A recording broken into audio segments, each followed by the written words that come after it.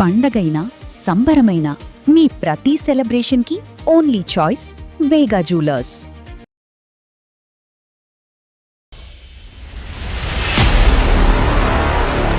Hello hello, ఎవరండి? నేను జయానండి, Suman TV అందమైన జీవితం ప్రోగ్రామ్ నుంచి కాల్ చేస్తున్నాను. అవునండి, నేనే మీకు మెయిల్ చేసింది. ఓకే ఓకే, నాతో పాటు డాక్టర్ కళ్యాణ్ చక్రవర్తి గారు కూడా ఉన్నారు. మాట్లాడతాను మేడం. చెప్పమ్మా, సమస్య ఏంటి చెప్తాను. సార్, నేను 4 ఇయర్స్ ముందు రమేష్ అని ఒక అతన్ని లవ్ చేశాను సార్. అంటే మీ వయసు ఎంతమ్మా ప్రస్తుతం? మీరు ఏం చేస్తుంటారు? నేను హౌస్ వైఫే సార్. నా ఏజ్ 29 ఇయర్స్ సార్. ఆయన ఏం చేస్తుంటాడు? అతను సాఫ్ట్వేర్ ఇంజనీర్ మేడం. రమేష్ తో ఎలా పరిచయం? బీటెక్ చేసేటప్పుడు ఇద్దరం పరిచయం మేడం, క్లాస్ లో. బీటెక్ అయిపోయిన తర్వాత ఇద్దరం ఇంట్లో చెప్పి వాళ్ళందరూ ఒప్పుకున్న తర్వాత మ్యారేజ్ చేసుకున్నాం సార్. అక్కడి వరకు బాగుంది, తర్వాత ఏమైందమ్మా? ఆ తర్వాత అతను మ్యారేజ్ చేసుకునే ముందు, అంతకుముందు హ్యాపీగా అంత బాగా చూసుకునేవాడు, హ్యాపీగా ఉండేవాళ్ళము. వన్స్ మ్యారేజ్ అయిన తర్వాత టైం అంటూ ఇచ్చేవాడే కాదు. తను బిజీగా ఉంటూ ఉండేవాడు, అసలు నన్ను పట్టించుకునేవాడు కాదు. అతను వర్క్ బిజీగా ఉన్నాడు, బీటెక్ చదివి అదే కాలేజ్ నుంచి. ఈ అమ్మాయి బీటెక్ చదివి ఖాళీగా ఉండటం వల్ల అతని బిజీనెస్ అనేది ఇంకా ఎక్కువగా కనిపించింది. సరే అమ్మ, నువ్వు ఎందుకు బిజీగా లేవో కనుక్కోవచ్చా? మమ్మీ వాళ్ళు ఊరికినే ఎందుకు ఇద్దరు జాబ్ చేయడం అని చెప్పేసి అన్నారు సార్. సో నీ మెయిన్ కంప్లైంట్ అతని గురించి ఏంటంటే ఆ క్వాలిటీ టైం, ఫ్యామిలీ టైం అనేది కేటాయించేవాడు కాదు, అంతేనమ్మా? అవును సార్. స్టార్ట్అప్ కంపెనీ లాగా స్టార్ట్ చేద్దామని చెప్పి తనగా ఓన్ గా కంపెనీ స్టార్ట్ చేయడం కోసం తన వర్క్ లో తను బిజీగా ఉంటుండేవాడు సార్. మన ఫ్యూచర్ కోసమే కదా నేను ప్లాన్ చేస్తున్నాను అని చెప్పేసి అనేవాడు సార్. అంటే అక్కడ నాకు ఎక్కడ ఫ్యూచర్ కనిపించలేదు, ఓన్లీ రోబో లాగా అలా వర్క్ చేస్తూ ఉండేవాడు. ఇంకా లైఫ్ అంటూ ఇదేనా అన్నట్టుగా అయిపోయింది నాకు లాస్ట్ కి. ఏంటి ఇంకా బోర్ గా, అదేదో మెంటల్ టెన్షన్ లాగా అయిపోయింది సార్. ఎంత చెప్పినా వినేవాడు కాదు. మనీ మనీ, వర్క్ వర్క్ అని అలా పరిగెడుతూ ఉండేవాడు. ఇంకా విసుకొచ్చేసింది సార్ లాస్ట్ కి. ఇంట్లో వాళ్ళందరూ కూర్చోబెట్టి మాట్లాడి మ్యూచువల్ గా డైవర్స్ తీసుకున్నాం సార్, ఇద్దరం ఫ్యామిలీ మెంబర్స్ అందరు. అది కూడా మ్యూచువల్ గా మాట్లాడుకొని ఇరు కుటుంబాలతో కలిపమ్మా. ఇరు కుటుంబాలు కూర్చొని మాట్లాడుకొని ఫ్యామిలీ లైఫ్ ఉండేదమ్మా, అంటే భార్యాభర్తల లైఫ్ ఉండేదా మీ ఇద్దరి మధ్యన? ఉండేది సార్, అంతవరకు ఉండేది. కానీ పిల్లలు లేరు మీకు? పిల్లలు లేరు సార్. ఓకే, డైవర్స్ అయిపోయిందమ్మా? అయిపోయింది సార్. ఎంతకాలం కలిసి ఉన్నారు? 2 years కలిసి ఉన్నాం sir. 4 years love, 2 years marriage. So వాస్తవానికి వీళ్ళు పెళ్లి అయ్యి 2 years కాదు, 6 years అయినట్టు. అంతే కదా, 4 years 2 years అంటే అంతే సార్. ఏంటమ్మా, ఎవరు అడ్డుపడలేదా ఇలాంటి కారణం? ఎలా ఒప్పుకున్నాడు? అతను ఒప్పుకోవటం ఒకటి, కుటుంబ సభ్యులు ఒకటి. ఎందుకంటే మ్యూచువల్ గా అండర్స్టాండ్ గా తీసుకొని, ఇంకా తను నన్ను ఎప్పటికీ అర్థం చేసుకోలేకపోతున్నావు నువ్వు. నేను కంపల్సరీగా స్టార్ట్అప్ కంపెనీ పెట్టాలి, నేను డెవలప్ అవ్వాలి, నా ఏం నేను రీచ్ అవ్వాలి అని చెప్పి. మ్యూచువల్ గా అండర్స్టాండింగ్ అంటారమ్మా, మ్యూచువల్ గా మిస్అండర్స్టాండింగ్ అంటారు. ఒకరినొకరు అర్థం చేసుకున్నారు సార్. కానీ వన్స్ మ్యారేజ్ అయ్యాక అసలు తను నన్ను ఇంకా పట్టించుకోవడమే మానేశారు సార్. సో అంతకు ముందు ఉండేటువంటి టైం కూడా పెళ్లి అయిన తర్వాత ఇంకా కేటాయించడం అనేది, మ్యారేజ్ అయిన తర్వాత జాబ్ వచ్చిన తర్వాత, వన్స్ ఇంకా జాబ్ వచ్చింది తర్వాత ఇంకా అందులోనే హ్యాపీగా ఉందామని చెప్పేసి అన్నాను సార్. చాలా సార్లు తనకి ఎక్స్ప్లెయిన్ చేయడానికి ట్రై చేశాను, కానీ తను వినలేదు ఎంతకి. ఆ తర్వాత డైవర్స్ తీసుకున్నాం సార్. మ్యూచువల్ గా ఫ్యామిలీ మెంబర్స్ అందరు కూర్చొని డైవర్స్ తీసుకున్నాం. మ్యూచువల్ గా ఫ్యామిలీ మెంబర్స్ అందరికి ఎవరు ఆపలేదమ్మా? ఇరువైపు కుటుంబాలు కాస్త చూడండి, లేదంటే కౌన్సిలింగ్కి వెళ్ళండి, లేదంటే బాబు నువ్వు ఇలా తగ్గాలి, అమ్మ నువ్వు ఇలా ఉండాలి అనేటటువంటి మాట ఎవరి దగ్గర నుంచి రాలేదా? డైరెక్ట్గా డైవర్స్ అనే పదం వచ్చిందా? లేదు సార్, అందరు చెప్పారు. అందరు ఎవరు చెప్పాల్సింది వాళ్ళు చెప్పారు సార్. అటు పేరెంట్స్ ఇటు పేరెంట్స్ అందరు మాట్లాడారు. డైవర్స్ అనేటటువంటి ప్రపోజల్, ఇంట్రెస్ట్ మొట్టమొదటిసారిగా ఎవరి దగ్గర నుంచి వచ్చింది? నీ దగ్గర నుంచా, అతని దగ్గర నుంచా? నా దగ్గర నుంచి వచ్చింది సార్. అట్లీస్ట్ వీకెండ్స్ అన్న టైం కేటాయిస్తాను, హాలిడేస్ కేటాయిస్తానని కూడా ఒప్పుకోలేదు అతను. ఒప్పుకోలేదు సార్. తను రీచ్ అవ్వాలని చెప్పేసి ఆ కాన్సెప్ట్ లోనే తను ఉన్నాడు. తర్వాత ఇంట్లో వాళ్ళు ఒప్పించి నాకు సెకండ్ మ్యారేజ్ చేశారు సార్. ఇది ఎప్పుడు? డైవర్స్ అయిపోయిన తర్వాత ఒక 6 months తర్వాత చేశారు సార్. సెకండ్ మ్యారేజ్ అయింది సార్. తను వర్క్ లో ఉంటున్నారు అని అలా అనుకొని తనకి డైవర్స్ ఇచ్చాను. దీని ఇంకా చాలా ఘోరం సార్. ఏమైందమ్మా ఇతనికి? ఇతను అసలు ఇంకా పట్టించుకోవడం కాదు సార్. గర్ల్ ఫ్రెండ్స్, ఇంకా పబ్బులు, అదేలేండి, మొదట అతను ఇంకా సింగిల్ జాబ్ మొత్తం అంటే ఇతనికి 2 జాబులు 3 జాబులు చాలా జాబులు ఉన్నాయి ఇతనికి. పెన్న మీదకి వెళ్ళి పొయ్యిలో పడ్డట్టు అయిపోయింది నా జీవితం. 2 years ఉన్నాం సార్ అలా. చాలా వరకు ఈయన టార్చర్ మెయిన్. నీకు ఇష్టమైతే ఉండు, లేకపోతే వెళ్ళిపో ఈ అని చెప్పేసి సంబంధం ఎలా direct వచ్చిందమ్మా? ఇంకా మమ్మీ వాళ్ళు తీసుకొచ్చారు సార్. పెద్దవాళ్ళు తీసుకొచ్చిన సంబంధం. అతనికి ఇంతకు ముందు పెళ్లి అయిందా? అతనికి ఇది ఫస్ట్ మ్యారేజా? తనకి ఏం మ్యారేజ్ అవ్వలేదు సార్. First marriage. ఇది ఫస్ట్ మ్యారేజ్. మరి ఫస్ట్ మ్యారేజ్ అబ్బాయి నీ గతం గురించి అన్ని తెలుసుకున్నాడా? అన్ని ఎక్స్ప్లెయిన్ చేశాం సార్. అన్ని ఎక్స్ప్లెయిన్ చేశాకే మ్యారేజ్ చేసుకున్నాడు సార్ అయినా తను. కానీ ఎందుకు వచ్చాడు?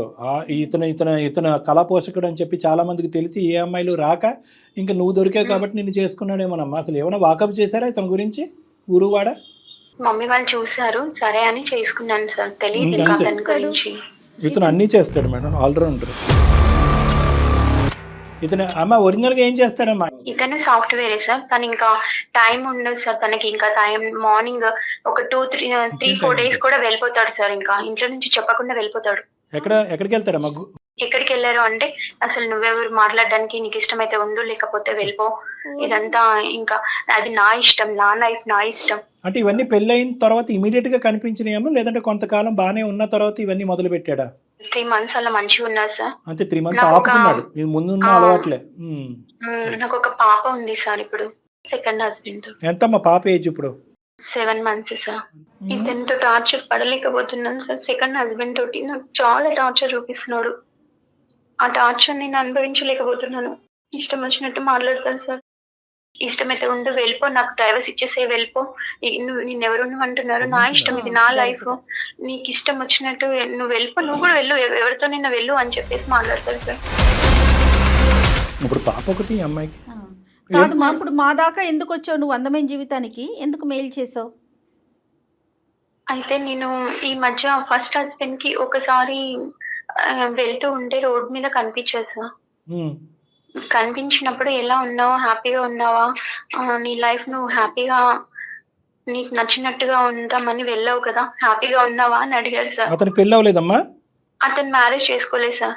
అతను చేసుకోలేదు ఇంకా. తెలివైనవాడు, ఆలోచిస్తున్నాడు, నీట్గా ఎంచుకుందామని వెయిట్ చేస్తున్నాడు. నీకు ఆదరాబాదరాగా డివోర్స్ అయినటువంటి 6 నెలల్లోనే ఏదో కొంపలు మురిగిపోయినట్టు పెళ్ళి అనేటటువంటిది ఒక ఆడది పెళ్ళి డైవర్స్ అయిన తర్వాత పెళ్ళి కాకుండా ఉండకూడదు ఈ సమాజంలో. తల్లిదండ్రులకి అవమానము, సమాజంలో అందరికీ అవమానం. వీలైనంత తొందరగా పెళ్లి చేసేసేయాలి. అక్కడే తప్పిదాలు జరిగిపోతూ ఉంటాయి. ఏం ఎంక్వైరీ చేశారు? నువ్వు ఫస్ట్ మ్యారేజ్లోంచి తేరుకోలేదు. ఆ డిప్రెషన్ నుంచి మీ తల్లిదండ్రులు తేరుకుని ఉండరు. ఎంచుకునేటటువంటి వ్యక్తిని ఎంక్వైరీ చేసి ఉండరు. ఏవో ఆస్తులో పాస్తులో ప్లస్ నెంబర్ 1 ఏంటంటే ఇంకొక సాంప్రదాయం, ఇంకొక పట్టింపు, ఇంకో పంతం ఉంటుంది కదా. ఏంటంటే సెకండ్ మ్యారేజ్ ఉండొద్దు, ఫస్ట్ మ్యారేజ్ అబ్బాయే కావాలి. ఆ ఫస్ట్ మ్యారేజ్ అబ్బాయి వచ్చేటప్పటికి వాడు ఎలాంటి వాడు, ఏంటి, వెనక ముందు ఏముందన్నది వాకప్ చేయకుండా వచ్చిన వాడు ఫ్రెష్గా వచ్చాడని చెప్పి ఏమీ పూర్వాపరాలు తెలుసుకోకుండా చేసేసుకోవటం. ఆ అబ్బాయి చూడండి తెలివైన వాడు, ఇంకా చేసుకోలేదు. ఏమన్నాడమ్మా? హ్యాపీగానే ఉన్నాడా తను? తను హ్యాపీగా ఉన్నావా అని అడిగారు సార్. ఆ మాటకి నాకు చాలా ఏడుపు వచ్చేసింది సార్. తనకు చెప్పాను సార్, ఇలా ఇలా ఉంది నా లైఫ్, ఇలా ఉంది అని అంటే పర్లేదు నిన్ను యాక్సెప్ట్ చేస్తాను అన్నాడు సార్ తను. ఏంటమ్మా? ఫస్ట్ హస్బెండ్ నన్ను యాక్సెప్ట్ చేస్తానని చెప్పాడు సార్. మీకు పని పట్టలేదమ్మా ఏంటి? ఇప్పుడు ఈ పెళ్లిలోంచి మళ్ళీ నిన్ను యాక్సెప్ట్ చేయటం ఏంటి? అంటే ఇప్పుడు సెకండ్ హస్బెండ్ టార్చర్ నేను అనుభవించలేకపోతున్నాను సార్. బాగా టార్చర్ చేస్తున్నారు. కానీ మీరు కూడా విడిపోయిన వాళ్ళే కదమ్మా. ఈ జంపింగ్ జాక్ ఏంటమ్మా? ఇక్కడి నుంచి అక్కడ జంప్ చేయటం, అక్కడి నుంచి ఇక్కడ జంప్ చేయటం. సరే ఇది టార్చర్, అది అంతవరకు అర్థమైంది. అక్కడ మళ్ళీ అతను నేను రెడీగా ఉన్నాను రా అంటే కనుక మీ ఇష్యూని ఎవరు రిజాల్వ్ చేస్తారు? ఈ బుర్ర ముందే ఉంటే బాగుండేదేమో కదా. అవును సార్, నేను చాలా తప్పు చేశానని అప్పుడు అర్థమైంది సార్. కాదు, తప్పు కాదు. పెద్ద ముళ్ళు ముందు పెద్ద గీత ముందు చిన్న గీత. అది సమస్య, ఇది సమస్య. అది చిన్న సమస్య, ఇది పెద్ద సమస్య. కానీ నువ్వు అక్కడ ఎంట్రీ ఇవ్వగానే నీకు చిన్న సమస్య మళ్ళీ కనిపిస్తుంది. At the end of the day అది చిన్నదైనా కూడా సమస్యే. ఆ సమస్యలో 2 years పాటు నువ్వు వేగలేక బయటకు వచ్చావు. అది గుర్తుపెట్టుకో. తను ఇంకా యాక్సెప్ట్ చేస్తానని చెప్పాడు సార్ ఫస్ట్ హస్బెండ్. అతను ఇప్పుడు అమ్మ యాక్సెప్ట్ చేయటం చేయకపోవటం కాదు. నువ్వు కదమ్మా వద్దనుకుని వచ్చేసింది, అతను కాదు కదా. అప్పుడు సమస్య నీ వైపు నుంచి మొదలైంది కదా ఫస్ట్ టైంతో. అంతే కదా డాక్టర్ గారు? నిన్ను యాక్సెప్ట్ చేస్తాడు. పాపని కూడా యాక్సెప్ట్ చేస్తానని చెప్పాడు సార్ తను. మార్పులు ఇంతకు ముందు మీరు 2 years పాటు వచ్చినటువంటి భేదాభిప్రాయాలు ఎలాగ రిజాల్వ్ అవుతాయి? తను బేసిక్ గా చాలా మంచివాడు సార్. అప్పుడు అవును సార్. ఇప్పుడు ఏంటి తను రిజైన్ వర్క్ ప్రెషర్ వల్ల అలా పట్టించుకోవడం మానేసాడే గానీ తను ఇంకెప్పుడు నన్ను ఎలా అరెస్ట్ చేయలేదు సార్. కానీ ఈయన టార్చర్, సెకండ్ హస్బెండ్ టార్చర్, చాలా టార్చర్ సార్. కాదమ్మా, తను ఇప్పుడు ఏంటమ్మా రిజైన్ చేస్తా అంటాడు జాబ్కి ఫస్ట్ హస్బెండ్? మరి అంతే కదా. రిజైన్ చేస్తా అని చెప్పలేదు సార్. నేను కొంచెం సెట్ చేసుకుంటాను నా టైమింగ్స్ అంతా. నీకోసం నేను లైఫ్ ని కొంచెం హ్యాపీగా చూసుకోవడానికి నేను ట్రై చేస్తాను. పాపని కూడా నేను చాలా బాగా 2 చూసుకుంటాను. years తర్వాత అతను కనువిప్పు కలిగింది. అతనికి కలిగింది, ఆమెకి నువ్వు కలిగింది. వెళ్ళాక నాకు అర్థమైంది నిన్ను ఎంత మిస్ అయ్యానో అని చెప్పేసి చెప్పారు సార్. ఇప్పుడు భార్యతో పాటు బేబీ వస్తుంది. ఏమమ్మా ఇది ఏం చెప్పాలమ్మా ఇక్కడ సమాధానం? మాకెందుకు చేసావమ్మా? సార్ నాకు ఏం చేయాలో అర్థం అవ్వట్లేదు సార్. నాకు అర్థం కావట్లేదు. మా ఇల్లు బ్లాక్ అయిపోయింది సార్. మమ్మీ వాళ్ళకి కూడా చెప్పలేను సార్. ఇప్పుడు నేను ఈ సిచ్యువేషన్ నుంచి ఎలా చెప్పాలమ్మా, బయటపడాలి? ఇది పక్కా చెప్పాలి. మా వరకు వచ్చే ముందు ఫస్ట్ ఆఫ్ ఆల్ ఖచ్చితంగా పేరెంట్స్ పేరెంట్స్ చెప్పండి. ఇది చాలా క్రిటికల్ ఇష్యూ అమ్మా. నీ ఫస్ట్ మ్యారేజ్ అలా అయినందుకే పేరెంట్స్ ఎంతో బాధపడుతూ ఉంటారు. ఆ అబ్బాయి పేరెంట్స్, మీ పేరెంట్స్ అకారణంగా డివోర్స్ అది ఫస్ట్ది. అసలు వాళ్ళు ఇరువైపులు పెద్దవాళ్ళు, అంత మెచ్యూరిటీ ఉండి, అనుభవం ఉండే, ఆలోచన ఉండేటటువంటి వాళ్ళు ఎందుకంత తొందరపడ్డారు? అమ్మ ఇంకో 6 నెలలు చూడు, ఇంకో సంవత్సరం చూడు, లేదంటే మా అందరి మధ్యన కౌన్సిలింగ్ జరగకపోతే బయటికి వెళ్ళి కౌన్సిలింగ్ తీసుకోండి, లేదంటే నువ్వు ఉద్యోగం చేసుకుని నువ్వు బిజీ అవ్వు. 1,00,000 ఆ సమస్యకి, ఆ చిన్నపాటి సమస్యకి మాకైతే కనుక అది గోరంత సమస్య, ఇది కొండంత సమస్య. ఆ గోరంత సమస్యకి 1,00,000 పరిష్కార మార్గాలు కనిపిస్తున్నాయి మాకు. నువ్వు పని చేయొచ్చు, ఆ అబ్బాయి పని తగ్గించుకోవచ్చు, మీరిద్దరు కలిపి కౌన్సిలింగ్కి వెళ్ళొచ్చు. ఎన్నున్నాయమ్మా మార్గాలు? అవన్నీ వదిలేసి ఇప్పుడు ముక్కు ఎక్కడుందమ్మా అంటే కనుక ఇలా చూపెట్టినట్టుగా అనిపిస్తుంది. ఇప్పుడు సరే, ఇప్పుడు ఆ అబ్బాయి రెడీ, నువ్వు రెడీ, మీ ఇద్దరు రెడీ అయిపోతే సరిపోద్దా? ఇరువైపుల కుటుంబాలను ఒప్పించక్కర్లేదా? ఈ మహానుభావుడిని ఎవరినైతే నువ్వు ఇప్పుడు పెళ్లి చేసుకున్నావో వాళ్ళ అమ్మ నాన్న ఏమంటారు? వాడిని నువ్వే మార్చుకోవాలి. మ్యారేజ్ చేసుకున్నావు కదా, వాడిని నువ్వు మార్చుకోవాలి. నీ గురించి తెలిసి మ్యారేజ్ చేసుకున్నాడు తను. ఇదంతా తనని పెద్ద నువ్వు టీం మార్చుకోవాల్సిన అవసరం ఉంది అని చెప్పేసి వాళ్ళు అన్నారు సార్. మనం మారకపోయేటప్పటికి ఈ అమ్మాయి కొంతమంది ఉంటారు చూడండి, వీడు అలవాట్లు మారట్లేదు, ప్రవర్తన మారట్లేదు అంటే పెళ్ళాక మారుతాడంటే వీళ్ళు దొరికారు, అడ్డంగా దొరికేటప్పటికి. సరే, ఇప్పుడు ఆ అబ్బాయి ఫస్ట్ అబ్బాయి పేరు రమేష్ కదమ్మా? అవును సార్. సరే, రమేష్ ఇప్పుడు మనస్ఫూర్తిగా వచ్చాడా? అంటే నీ బాధను విని నీ మీద సానుభూతితో వచ్చాడా, లేదంటే ఇన్ని రోజులు బట్టి నువ్వు లేక అతను కూడా బాధపడుతున్నాడా? అంటే పాత ప్రేమ జ్ఞాపకాలు మళ్ళీ గుర్తు తెచ్చుకుని నిన్ను లేదు సార్, నాకే తనతో మాట్లాడాలనిపించింది సార్ ఒకసారి. కాదు, అందుకని అంటే కాల్ నీకు చేశాను. కనిపించలేదు అతను, నువ్వే కాల్ చేసావు కదా రమ్య? అవును మేడం, నాకే ఇంకా తనతో ఒకసారి మాట్లాడాలనిపించింది మేడం. రమ్య, నాకు ఒకటి అనిపించింది. ఇప్పుడు మీరు లవ్ మ్యారేజ్ చేసుకున్నప్పుడే మీ పేరెంట్స్ నీ పేరెంట్స్ ముఖ్యంగా కూర్చొని మాట్లాడారు కదా, మరి ఇది అరేంజ్ మ్యారేజ్. ఇక్కడ ఇష్యూ అయినప్పుడు నీ పేరెంట్స్ కి చెప్పాల్సింది కదా రమ్య నువ్వు ఒకసారి. వాళ్ళ అత్త మామూలుగా చెప్పింది. వాళ్ళు ఏమొచ్చి హ్యాండ్స్ అప్, మేమేమి చేయలేము ఇక్కడ, మార్చుకుంటే కనుక నువ్వే మార్చుకో అని చెప్పి వాళ్ళు తప్పించుకున్నారు. అది కామన్ కదా డాక్టర్? అది కామనే. పోలీస్ కంప్లైంట్ చేశాను, హరాస్మెంట్ చేస్తున్నారు ఇలా అని చెప్పేసి మా మమ్మీ వాళ్ళు మేము అందరం కలిసి మాట్లాడాం సార్. అయినా కానీ తనలో కొంచెం కూడా చేంజ్ లేదు సార్. ఆల్రెడీ ఫస్ట్ మ్యారేజ్ అలా అయిపోయింది. అట్లీస్ట్ సెకండ్ మ్యారేజ్ నైనా కాపాడుకుందాం, ఇలా హ్యాపీగా ఉండొచ్చు అని చెప్పేసి దాకా కూడా వెళ్ళారు. ఓకే, అవును మేడం. అంటే ఫైనల్గా పేరెంట్స్కి తెలిసింది, పోలీస్ కంప్లైంట్ ఇచ్చారు. పోలీస్ కంప్లైంట్ ఇచ్చినా కూడా అతనిలో మార్పు లేదు. పాప ఉంది కాబట్టి నువ్వు ఇవన్నీ అనుభవిస్తూ అక్కడే ఉన్నావు, అంతే కదమ్మా? అవును సార్, ఇవన్నీ అయిపోయాయి. పోలీస్ కంప్లైంట్స్ అయిపోయాయి. అటు పేరెంట్స్ ఇటు పేరెంట్స్ తనతో మాట్లాడడం జరిగింది, అంతా అయిపోయింది. అయినా కానీ తనలో కొంచెం కూడా చేంజ్ లేదు. నీకు ఇష్టమైతే ఉండు, లేకపోతే వెళ్ళిపో అని చెప్పేసి ఎలా పడితే అలా మాట్లాడుతున్నాను సార్. ఇప్పుడు ఇక్కడ నీ సైడ్ నుంచి, మీ కుటుంబ సభ్యుల సైడ్ నుంచి చాలా తప్పులు ఉన్నాయమ్మా. ఇప్పుడు వెనక్కి తిరిగి చూసేటప్పటికి ఇక్కడ నిజంగా మనసున్న మనిషి ఎవరన్నా ఉన్నాడంటే కనుక రమేష్ అనిపిస్తుంది నాకు. నిజంగా నీది తప్పే. ఇప్పుడు వచ్చినటువంటి అబ్బాయి యొక్క ఆలోచన శైలి మాత్రం చాలా దుర్మార్గత్వం. అతను మారుతాడని నేనైతే అనుకోవట్లేదు. ఇప్పుడు రమేష్ నీ జీవితంలోకి రావాలి అని నువ్వు మనస్ఫూర్తిగా కోరుకుంటున్నావా, లేదంటే ఇక్కడ ఈ వేడి తట్టుకోలేక ఈ సమస్యను భరించలేక బిడ్డతో పాటు నా జీవితం సర్వనాశనం అయిపోద్ది అని చెప్పి ఆ వేడిలోంచి ఒక చల్లదనం కావాలి కాబట్టి రమేష్ యొక్క పనితనం కానీ, అతని యొక్క ఆలోచన శైలి, అతని వ్యక్తిత్వాన్ని తర్వాత చూసుకుందాం, ఇప్పటి వరకు అయితే కనుక ఇక్కడ పరిగెట్టుకుని వచ్చేద్దాం అన్నట్టుగా వస్తున్నావా? అంటే నేను కూడా బీటెక్ చేశాను సార్. ఒకవేళ తను కలవకపోతే మళ్ళీ రమేష్ నాతో, నేను కూడా జాబ్ చేసి పాపను చూసుకుందాం అన్న డెసిషన్ కి వచ్చాను సార్ లాస్ట్ కి. ఫైనల్ గా రమేష్ తో ఒకసారి మాట్లాడాలనిపించింది సార్. 4 years లవ్ చేశాను కదా సార్. ఒకవేళ రమేష్ ఎస్ అన్నా నో అన్నా కూడా మీరైతే ఇతనితో సెపరేట్ అయిపోవటానికి రెడీగా ఉన్నారు, అంతేనా? అంతే మేడం. అమ్మా, ఎందుకంటే ఓకే. తను తన పాపను కూడా యాక్సెప్ట్ చేస్తానని చెప్పాడు సార్. అమ్మమ్మ ఇప్పుడు రమేష్కి నీ మీద ఉన్న ప్రేమతో పాపని యాక్సెప్ట్ చేస్తా అన్నాడు. అది అంతే. గుర్తుపెట్టుకో. రమేష్కి ఇప్పుడు ప్రత్యేకమైనటువంటి నీ బిడ్డ మీద ఏమీ అంత గొప్ప ప్రేమ అవేమీ పుట్టుకురావు. దయచేసి ఆ అంశాన్ని పక్కన పెడదాము. ఈ సెకండ్ వచ్చినటువంటి వ్యక్తి యొక్క జీవితం అతనితో పాటు ప్రయాణం అయితే మాత్రం కొనసాగించాలని అనుకోవట్లేదు. అతను కూడా నిన్ను ఉంచుకోవాలని అనుకోవట్లేదు. అతని అలవాట్లకి ఆలోచనలకి ఎవరిని అడ్డుపడితే కనుక గెట్అవుట్ అంటున్నాడు. కాబట్టి బహుశా ఇందులోంచి బయటపడటమే కరెక్ట్ అని నువ్వు అనుకున్నావు. అంతేనమ్మా? అవును సార్. అక్కడైతే ఉండమని మేము చెప్పమమ్మా. అది 2వ పెళ్ళైనా 3వ పెళ్ళైనా 10వ పెళ్ళైనా అటువంటి టార్చర్ కూడినటువంటి వాతావరణంలో నువ్వు ఉంటూ నీతో పాటు ఒక బిడ్డను పెంచుకుంటూ ఆ వాతావరణంలో ఉండమ్మా, భరించమ్మా అనేటటువంటి వేదిక ఇది కాదు. దాన్ని ఎప్పుడు నేను జయగారు ఎప్పుడు సమర్థించు. కానీ ఇప్పుడు అందులోంచి బయటపడవలసినటువంటి నువ్వు ఎలా ఉంది అంటే నీ ఆలోచన శైలి ఎలా ఉంది అంటే ఒక సైడ్ అటు ఒక సైడ్ ఇటు అంటే నిర్ణయం తీసుకునేటటువంటి కెపాసిటీలో ఇమోషన్స్ అనేటటువంటిది కవర్ చేయటం వల్ల తొందరపాటు నిర్ణయాలు తీసుకునే రమ్య మాకు కనిపిస్తుంది. కాబట్టి ఈసారి నువ్వు తీసుకునేటటువంటి నిర్ణయానికి మాలాంటి పెద్దల యొక్క తోడ్పాటు అనేది చాలా ఇంపార్టెంట్. కుటుంబ సభ్యుల యొక్క ఆలోచన అనేది కూడా చాలా ఇంపార్టెంట్. దీంతో పాటు పాప భవిష్యత్తు కూడా పాప ఆధారపడింది భవిష్యత్తు కదా అంతే. డాక్టర్ గారు. ఇప్పుడు ఇప్పుడు మళ్ళీ ఈ వాతావరణంలోకి వెళ్ళాక కొత్త వాతావరణం. ఒక నెల రోజుల పాటు రమేష్ మళ్ళీ నువ్వు వెనక్కి వచ్చావు కాబట్టి నీతో చాలా టైం స్పెండ్ చేసి అంతా మారిపోయినట్టుగా ఉండి మళ్ళీ ఒక నెల రోజుల తర్వాత మళ్ళీ అతను స్టార్టప్ అనుకుంటూ ఆ పనిలో స్పీడ్గా బిజీ అయ్యి ఇదేంటి మళ్ళీ నాకు ఇతను టైం స్పెండ్ చేయట్లేదని చెప్పి ఇంకో విడాకులు తీసుకోవడానికి నువ్వు ప్రయత్నం చేసావు అనుకో, ఇంకా అర్థం పర్థం లేనటువంటి జీవితం, పర్థం లేనటువంటి వ్యవహారం అవుతుంది. ఇంకా పెళ్లి విడాకులు ఇదే కాన్సెప్ట్ అయిపోతుంది తన జీవితం అంతా కూడా. ఇప్పుడు వరకు అయితే కనుక స్టెప్ బై స్టెప్ అని అంటానమ్మా.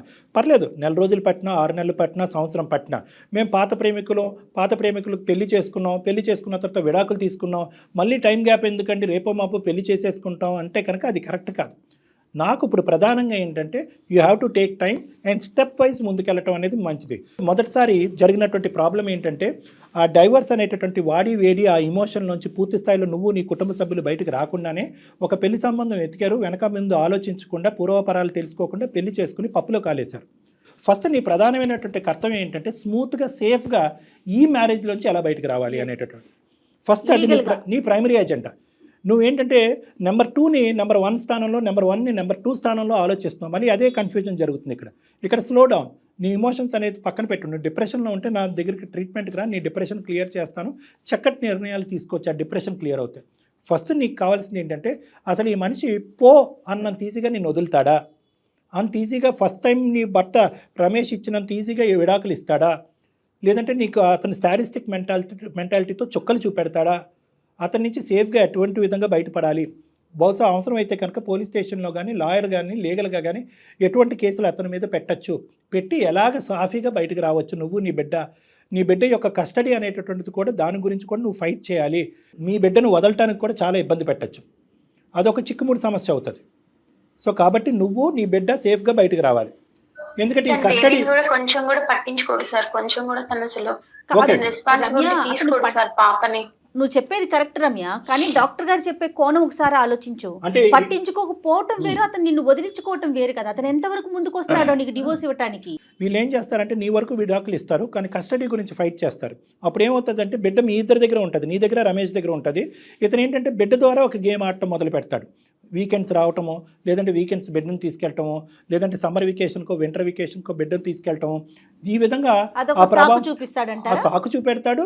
అది ఒక పట్టు అనేటటువంటిది ఉంటుంది. భార్య వద్దు కానీ బిడ్డ కావాలి అనే పట్టు ఉంటుంది. ఇలాంటి మెంటాలిటీ వాళ్ళకి బిడ్డ ద్వారా నీ జీవితంలో మళ్ళీ పుల్ల పెట్టడానికి ఒక ప్రయత్నం చేస్తాడు. ఇలాంటి రకరకాల యాంగిల్స్ కోణాలు ఉన్నాయి. కాబట్టి నీ విడాకుల గురించి ఎంతైతే పోరాటం చేస్తావో పూర్తి స్థాయి కస్టడీ గురించి, నీ బిడ్డ యొక్క కస్టడీ గురించి కూడా నువ్వు ఫైట్ చేయాలి. ఈ 2 ఫైటింగ్లు గెలిచిన తర్వాతే రమేష్తో ఏంటి నీ జీవితం అనేది అప్పుడు ఆలోచించాలి. ఇక్కడ విడాకులు పూర్తి స్థాయిలో అవ్వాలి, బిడ్డ యొక్క కస్టడీ నీకు పూర్తిగా రాబట్టుకోవాలి. ఎందుకంటే నీకు విడాకులు ఇవ్వటమే కాదు, బిడ్డను కూడా పూర్తి స్థాయిలో ఎటువంటి కండిషన్ లేకుండా నీకు ఇచ్చేస్తున్నాను అనేటటువంటి దాని గురించి కూడా నువ్వు పోరాడాలి. ఎందుకంటే అటువంటి వ్యక్తిత్వం ఉండేటటువంటి వ్యక్తితో బిడ్డను ఉంచడం కూడా ప్రమాదం, చాలా ప్రమాదం. ఇప్పటికైనా ఇప్పుడు నీకు తెలుసుకోవాల్సింది ఏంటంటే అమ్మ, బహుశా మొదటి పెళ్లిలోనే నువ్వు ఆలోచించవలసిన అంశం ఏంటంటే అప్పుడే నువ్వు ఉద్యోగరీత్యా బిజీ అయ్యి ఉంటే కనుక ఆ ఉద్యోగంలో ఉండేటటువంటిది, ఆ సాధక బాధకాలు ఏంటి, కష్ట నష్టాలు ఏంటి, ఉదయం ఎన్నింటికి పోతే సాయంత్రం ఎన్నింటి వరకు రావచ్చు, ఎంత కష్టపడితే కనుక ఉద్యోగాన్ని నిలబెట్టుకోవచ్చు, ఎలా ఉందమ్మా ఈరోజు సాఫ్ట్వేర్ ఇంజనీర్లు కార్పొరేట్ సెక్టర్లో ఆగమ్య గోచరంగా ఉంది. టార్గెట్స్ నిలబెట్టకపోతే కనుక ఓవర్ నైట్ నోటీస్ ఇచ్చి తీసేస్తున్నారు జాబ్స్. సో ఇప్పుడు నీకు అర్థమైంది. ఇప్పటికైనా నువ్వు ఉద్యోగం అనేటటువంటి దాంట్లో వెళ్ళి స్లోగా సాఫీగా ఇందులో బయటకు వస్తూ ఫైనాన్షియల్గా స్టెబిలైజ్ అయ్యి రమేష్తో కూడా నాతో ఒకసారి మాట్లాడిపించమ్మా. రమేష్తో కూడా ఒకసారి మాట్లాడిపిస్తే అసలు ఆ అబ్బాయి మెంటాలిటీ ఏంటి, ఆ అబ్బాయి మనసులో ఆలోచన ఏముంది, ఇంకా నువ్వు ఫోన్ చేసేటప్పటికి నీ కథ వినేటప్పటికి నువ్వు ఇప్పటికీ నా మనసులో స్థానం ఉంది రా వచ్చేసే అని అంత రెడీగా ఎందుకు అన్నాడు, మనస్ఫూర్తిగా అన్నాడా, ఎటువంటి మార్పులు చేర్పులు అతనిలో వచ్చినాయి అనేటటువంటిది రమేష్ పాయింట్ ఆఫ్ వ్యూలో కూడా మనం కనుక్కోవాలమ్మా. తొందరపడి ఎలాంటి నిర్ణయం తీసుకోవద్దు రమ్య. డాక్టర్ గారు చెప్పే సలహా అయితే Steps ఉన్నాయి. ఎస్, కొంచెం టైం తీసుకో. నాకు ప్రతిదీ full నీకు confuse మనసులో గా ఉంది తోచింది. మేడం. చాలా కన్ఫ్యూజ్ గా ఉంది. ఎస్ అందుకోసం నేను కన్ఫ్యూజన్ ఎస్ అందుకనే డాక్టర్ కన్ఫ్యూజన్ గారు కాదమ్మా, నువ్వు చెప్తారు. డిప్రెషన్లో ఉన్నావమ్మా. ఎక్కడ కూడా నీ డిప్రెషన్లో తేరుకోలేదు. ఎప్పుడైతే కనుక రమేష్ వర్క్లో బిజీ అయిపోతున్నాడు అని అక్కడ 2 years డిప్రెషన్లో ఉన్నావు, విడాకులు తీసుకున్న 6 నెలల తర్వాత డిప్రెషన్లో ఉన్నావు, విడాకులు తీసుకున్న 6 నెలల తర్వాత పెళ్లి చేసుకుని రెండో పెళ్లిలో ఎంటర్ అయిన 2 సంవత్సరాల పాటు డిప్రెషన్లో ఉన్నావు. నువ్వు ఎక్కడ తేరుకోలేదు, మానసికంగా నువ్వు ఎక్కడ తేరుకోలేదు. ఆ డిప్రెషన్లోనే పిల్లని కనేసావు. ఇప్పుడు ఏంటంటే కనుక ఇప్పుడు వెనక్కి ముందు వెనక్కి రెట్రోస్పెక్టివ్గా ఆలోచించడం అనేది జరుగుతుంది. కాబట్టి ఫస్ట్ నువ్వు మానసికంగా తేరుకోవాలి, ఆ డిప్రెషన్కి సంబంధించిన ట్రీట్మెంట్ తీసుకోవాలి, దానికి సంబంధించిన కౌన్సిలింగ్ తీసుకోవాలి. అందులో పూర్తి స్థాయిలో బయటకు వచ్చిన తర్వాత స్టెప్ వైజ్ నేను చెప్పినటువంటి విధంగా ముందుకెళ్తే కనుక ఖచ్చితంగా నీకు నీ కూతురికి మంచి బంగారు జీవితం అనేది ఉంది. Okay sir. నువ్వైతే రమ్య ఒకసారి డాక్టర్ గారిని కలువమ్మా. నువ్వు మీ పేరెంట్స్ పేరెంట్స్ ఇన్వాల్వ్ చేయండి డాక్టర్ గారు. తప్పకుండా సార్. దాన్ని బట్టి మనం ఒక్కొక్క స్టెప్ తీసుకుని ముందుకెళ్దాం. ఖచ్చితంగా మంచి అవకాశం. yes. మంచి డెసిషన్ తీసుకోవడానికి ఒక అవకాశం ఉంటుంది రమ్య. మీ పేరెంట్స్ని తీసుకొని ఒకసారి వచ్చి డాక్టర్ గారిని కలువు. తర్వాత ఏం చెయ్యాలనేది ఆలోచిద్దాం. తొందరపడి సరే మేడం. నిర్ణయాలు తీసుకోమాకమ్మా. ఓకేనమ్మా? Okay sir. ఓకే అమ్మా, ఆల్ ద బెస్ట్ అమ్మా, నీకు నీ బిడ్డకి. Okay, all the best. Thank you.